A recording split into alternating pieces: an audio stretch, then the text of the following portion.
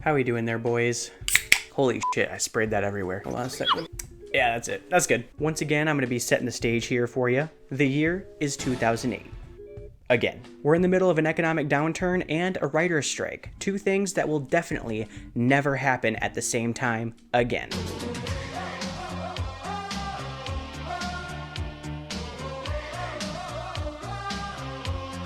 While the writers are selfishly striking for better pay and working conditions, the demand for reality TV is at an all-time high, and the Fox network has just discovered their biggest cash cow, professional chef Gordon Ramsay.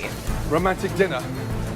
More like a f***ed up dinner. And he goes like this, as he's performing for the Oscar. All three of you are pathetic. You don't care. I care, You're Chef. way behind and you haven't got a f***ing clue.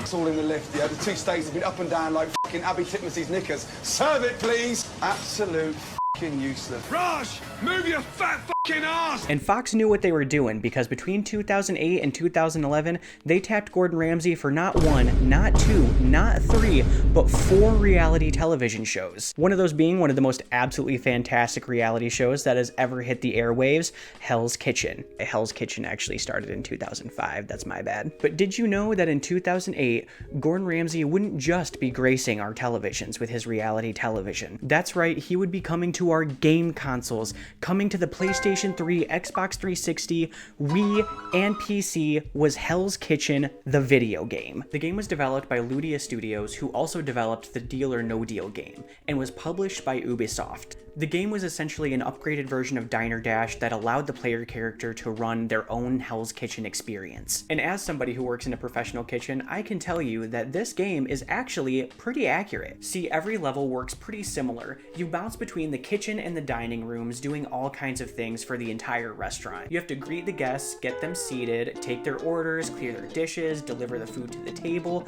but you also have to switch into the kitchen where you prep the ingredients, time out all of your orders, make sure that nothing gets burned, make sure that nothing sits under the warmer for too long, and that everything gets out at the same time. But also you have the guests who are really impatient and they're trying their best to get their attention, and even though that you know that they need your attention, you're focusing on 4 other people at once and you just have no idea what's going on, and then the next thing you know, you're wondering when it's all going to be over, hoping that for the love of God somebody will just come and end it already. And yeah, that's very similar to working in a restaurant. Although my only nitpick would probably be that the virtual people are a lot more patient than regular people, and you even have Gordon Ramsay giving you little words of affirmation when you do well.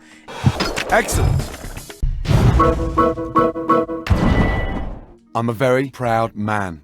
And then you... Wait. Gordon, no. Gordon, I'm sorry. Oh, Let's go. I'm sorry. I didn't mean to... Okay, just please stop yelling. Oh my God. Okay, I'm trying my best. I don't understand. Touch another thing in this kitchen. Okay, so I don't know if you guys knew this, but apparently Gordon Ramsay can actually be pretty mean. Weirdly enough though, I think it's because the game is rated T, Gordon doesn't really use any profanity in this game, which I think is pretty funny. Now the number one question you probably have in your mind is this game good? And the answer to that is... not really. I mean, the novelty of it is cool, and it's like an upgraded version of Diner Dash, kind of, but like... it's not really that good of a game. Each level does get progressively more difficult and challenging. Not to brag or anything, but I did beat all the levels and I did get a shitload of stars, so Gordon might as well just hire me right now. And you know what? Go ahead and give me the MasterChef trophy while you're at it, because I think I've earned that too. I also really love Gordon Ramsay's animated character in this game. He looks like he belongs in the Shrek movies. Welcome to Hell's Kitchen.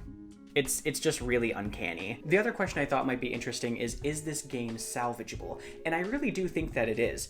I think it functions really well as a cooking sim, and I think that if you brought some ingenuity into it, you could make this a really interesting game. Like maybe early on create your own player character, and then be able to pick whether you're on the blue or the red team. You could even give different advantages to being on the blue or red team, or sort of like how you can buy scientists in Jurassic World Evolution with like different perks. You could build your own team with a certain amount of people that had certain pros and cons. And then early on in the game, just like in the show, you could focus on team-based levels or working with a team inside of the game. And then maybe as the game goes on further and you're no longer in a team, you could hone your own individual skills and get certain skill points so that things like prep work go faster, or that things saute faster or things like that. I don't really know. I'm just saying that a cooking sim game like this could probably be a little bit interesting if you just put a little bit of ingenuity into it. Anyway guys, this was kind of a spur of the moment video. I didn't really plan on making this, and none of this video was scripted. I just kind of went off the cuff. As always, if you like this video, please like, comment, or subscribe to my channel. Any engagement really helps me out a lot. I'm working on a new project about the live-action Death Note movies coming out in a couple of weeks, so get ready for that because I'm really excited for that too. My name is Isaiah, and thank you for watching my video.